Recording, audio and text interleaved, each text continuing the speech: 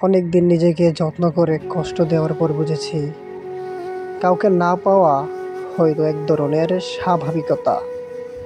সব যদি পেয়ে যেতাম, জীবনে কোনো অসমাপ্ততা থাকতো না।